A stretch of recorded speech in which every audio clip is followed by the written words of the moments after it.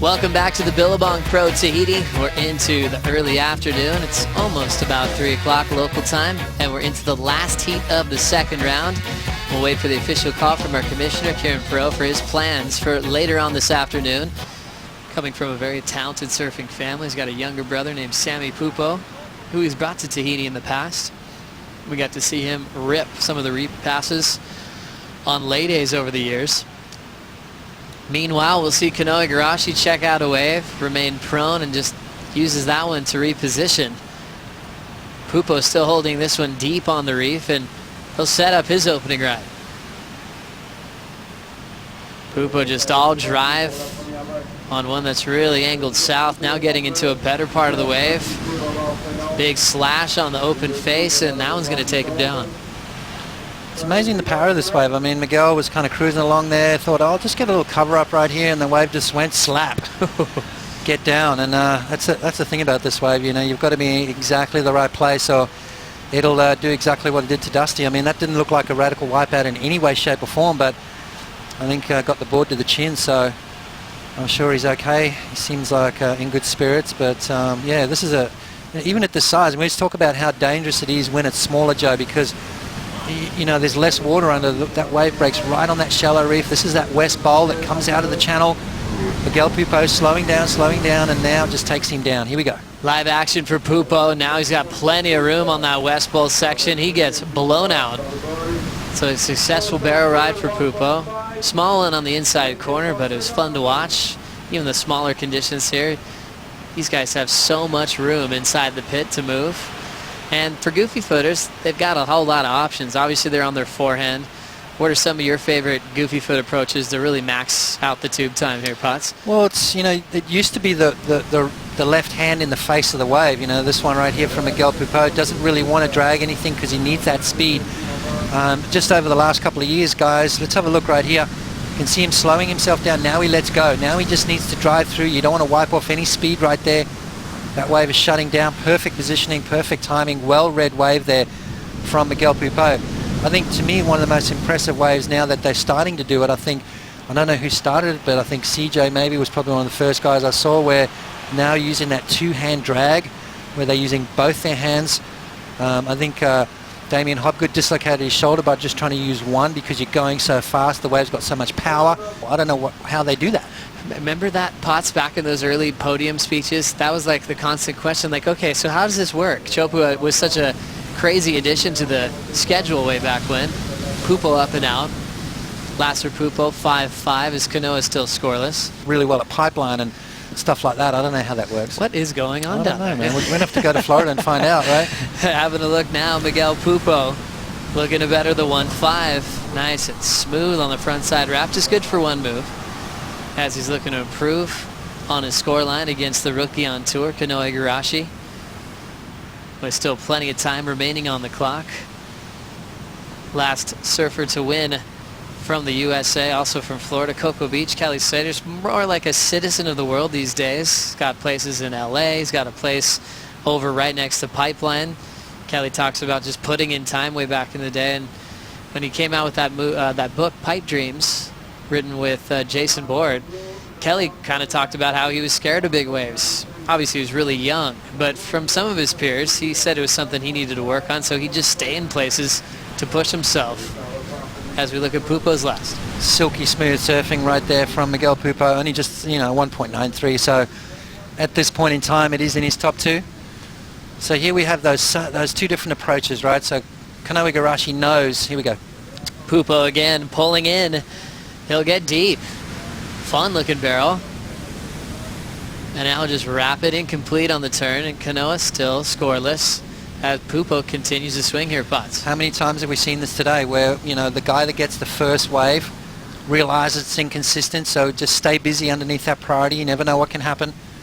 Miguel Pupo underneath priority got the 5.50, and that wave we just saw then, which is going to go into his top two, 4.10, so all of a sudden Kanoa Igarashi needing a 9.60. How quick things can change. Let's have another look from deep down from the point here. Yeah, just straight into it. I mean, that was a tight little barrel. He had to sort of really crunch himself up into a little ball, real tight, you know, positioning very, very important. Let's have a look straight into it, drags the hand. Now he lets go, now he fights his way through, and then that beautiful swooping turn just to kick things off, put that extra 0.5 on the score. 4.10 consistent from Miguel Pupo. Well, that's scary, that's for sure. And while we're at that little piece there from Kanoa, have a look at this. This is his opening strike right now. Beautiful swooping turn after that cover up. That's what you got to do, just that nice wrap around. But you need that little exclamation. Get that board nice and vertical. Really sets well with the judges. Nice tight little barrel there, perfect positioning, great technique, great form. And then this right here, bang, right off the whitewater. So Kanoa Igarashi on the board finally. Halfway through this heat, 15 minutes and 45 seconds remaining. He needs a 9.60, but he's going to need 2 waves to get himself back in this heat. As we pull up the Jeep leaderboard, something you guys can always check out on worldsurfleague.com. Click on rankings. The Jeep leaderboard is the first one that pops up. You scroll down to the next page and you see Kanoa at 21 in the world, Poopo 22 in the world. So right there in a crucial spot. If the tour was over today, this is the final event, Poopo would just qualify in the last spot on the CT. Remember, De Souza knocked out, last year's world champ in the second round. Survival heat for Wilco against Hira Tiranatofa, and much more. This is Kanoa up and out. Had the 5.0 early as he was holding on to priority. Now just a quick check. We'll see if he's now going to be free to roam and kind of play that Poopo active role for the back end of the seat. Well, he's got to. You know, Miguel's going to drop the anchor. He knows that Kanoa is just looking for a 4.61. You know, Miguel with a single high score of a 5.5 and his backup's a 4.1. So really he needs to get rid of that 4.10 just to feel a little bit more comfortable.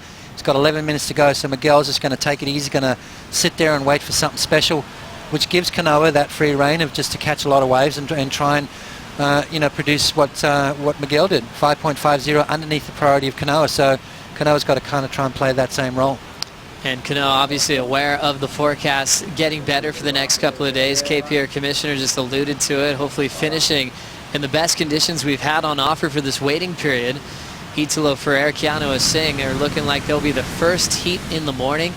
Straight up, KP almost saying 100% go time for tomorrow as Poopo's up now. He'll pack this one nice and deep. Grabs the rail to change up the form on the cutty. A little bit open face to work with, front side slash. And he'll just chip his way out on the inside corner. And the barrel on the wave behind him is Kanoa Igarashi. He comes flying out. The rookie just sets up a little down carve and hops out of there. So great time spent for Kanoa. Packing that barrel to back up the 5.0. 2 different strategies here, Potts, and they're both working quite well. They are. They're both working incredibly well. Now we've got a paddle battle on our hands. Both these guys, amazing paddlers. I'd say Kanoa really might have a little bit of advantage in the wingspan department. Smart move right there from Kanoa not to try and force that last maneuver, just to get out, try and get priority. We're going to see 2 good scores locked in. I think both guys are going to improve on their situation. Kanoa maybe just a little bit longer time spent in the barrel, up and over the foam ball. You can see Kanoa just keeping an eye over his shoulder. Miguel trying to fight his way into that lead. Very, very important is this priority race, and it goes Kanoa's way, Joe. Let's have a look. Slides into this wave right here, slows himself down. Now he's on the foam ball. Board sliding sideways, comes out of that. Right, nice turn right there. Weighing the options up, decides to kick out, and a great move right there from Kanoa. Miguel Pupo having to watch this one. You can see him right in the foam ball. Critical stuff right there from Kanoa Igarashi. Comes out nice and clean. Beautiful technique. Board shorts slide up. Why, Joe? Because you're using that part of your body to slow yourself down and maximize that time. Miguel straight into it. You can see further up the board just to wipe off that speed. Now he comes out. Miguel with the better open face turn than Kanoa, but I think Kanoa may be a better barrel. So this is going to be an interesting exchange here from these two. So you see Miguel Pupo committing to that last section, but unable to get priority. Who's deeper on their opportunity? Yeah, I think Kanoa maybe a little bit deeper, a little bit longer. Obviously, Miguel Pupo just so stylish in the barrel there. His positioning, his timing, everything just absolutely perfect. Kanoa maybe his wave a little bit bigger. He dug deep to earn that one, and the judges made it clear that they thought he deserved it with that effort, with the Poopo up now. Stalling on the takeoff, putting his whole arm into the open face, but that puts him way too deep. Didn't have priority worry about, so he ended up just taking another wave, and we're still waiting for the decision from the panel from the last exchange. Kanoa's barrel compared to Poopo's. Miguel committed to the inside corner for turns, and it's going to be a close decision here. Yes, it is, Joe. It's I reckon it's going to be pretty even Steven as far as those two scores go. All right, there we go. Kanoa Igarashi, he got the score, 6.77. Miguel Pupo needing a 6.28. And here goes Kanoa. Kanoa Igarashi pulls in. Great positioning, perfect technique. He gets shot out. Now full backside roundhouse cutback. Now the lip to work with. Combos it up with an inside slash. Perfect surfing from the rookie on tour. Poopo's score previously came in at the 6.83. So he got his lead back. So the wave Kanoa took off on was very important, needing a 5.57, and we could have another flip-flop in the standings again, Potts. Yeah, I mean, a real sleepy start to this heat, and now we're starting to see fireworks. 6 minutes remaining. Kanoa Igarashi takes off. Miguel Pupo, front row seats for that one. Slides through the barrel nice and clean, out on the open face, and that nice big wraparound snap off the whitewater. So Kanoa Igarashi unloads a couple of turns just to try and maximize the scoring potential. Couple of extra, maybe an extra point, maybe extra half point maybe on the end of this wave there. Not a huge one, but 5.57 required. Wow, this is going to be a close heat. 5 minutes and 45 seconds remaining. I think Kanoa's going to just get that score, Joe. 5.57 required. Well, just like the last heat, we saw great exchanges from Dusty Payne and Connor Coffin. Coffin got the 8.17 to fight back on Dusty's priority mistake when he went down, and Dusty turned it at the last-ditch effort. Now this one's starting to go back and forth. Last for the rookie, Kanoa Igarashi, a 7.57. That's now the new best wave of the heat so far. Poopo's back to second, heading into the 5-minute warning, needing a 7.52. Wow. Well, there we go. Seesaw Battle Royale. I love this. This is an exciting heat. Last two heats of the day, Dusty Payne, Connor Coffin. We saw the lead change quite a few times, and now with Kanoa Igarashi, Miguel Pupo, backside versus front side, that old battle that's been going on for years. Who's better out here at Chopu, the natural footers or the goofies? Well, we'll have to go back in history and find out who's won the most. I think it's just led by the goofy footers when you look back in history, as we'll dive into that in a moment, with Miguel Pupo kicking off this with a bit of a flurry into the heat recap. He just got started, wasn't worried about priority, got a 5.5 early as a high mark. Kanoa waited for a while, got his 5 warm-up, and then things just keep getting better and better for the rookie. Yeah, Kanoa Igarashi, 6.77. You know, I love these heats with lots of waves. I mean, obviously a slow start, but both guys getting multiple opportunities. Look at the style on Miguel Pupo. We call him the modern-day Jerry Lopez, and that is why, ladies and gentlemen. That's silky smooth, yet radical and powerful. A young Brazilian opening up with some great turns. As good as he's been surfing, Joe still finds himself searching for a score. Why? Because of this one right here. Nice barrel, clean in and out, right in front of Miguel Pupo. And then on top of it, I think this is the difference. Big wraparound and that bang off the whitewater there, just showing the judges complete control. Nice little snap to finish, 7.57.